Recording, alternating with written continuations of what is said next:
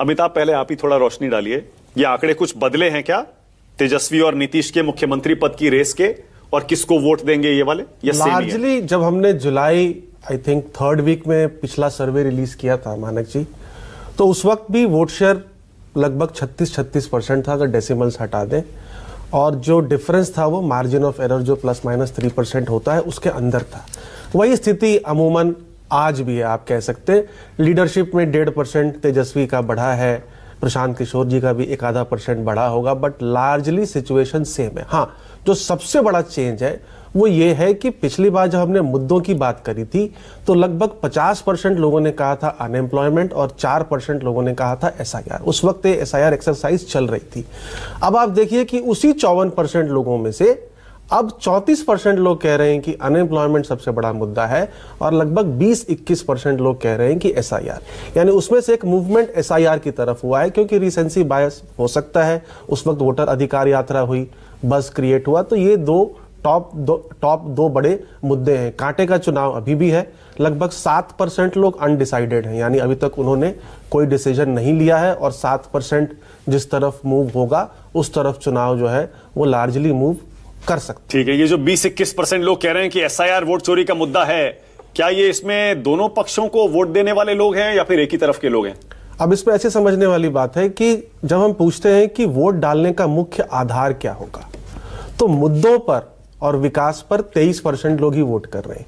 यानी हर व्यक्ति मुद्दे पे वोट नहीं करता, सिर्फ 23% लोग मुद्दों पे वोट कर रहे हैं। जब सीएम की बात करते हैं हम, तो सीएम के चेहरे पे सिर्फ 15% लोग कह रहे हैं कि हम वोट करेंगे।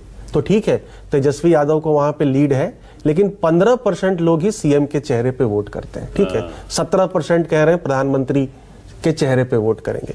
तो मुख्य आधार जो है इस बार हमने चेक किया, 23% विकास और मुद्दे, 17% प्रधानमंत्री का चेहरा, 15% चीफ मिनिस्टर का चेहरा, और लगभग 20% नीतीश कुमार का ट्रैक रिकॉर्ड और परफॉर्मेंस लार्जली। तो सीट बाय सीट कॉन्टेस्ट है, चुनाव खुला हुआ है, अभी भी लगभग 1.5 महीने तो है ही।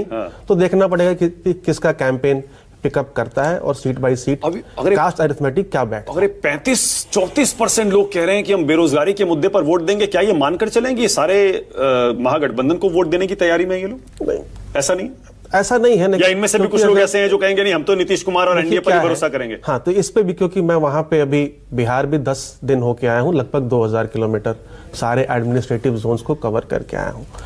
तो पिछली बार भी यही हालत थी। अगर बेरोजगारी सबसे बड़ा मुद्दा होता था भी, तो महागठबंधन को आसानी से जीत मिल जानी चाहिए थी।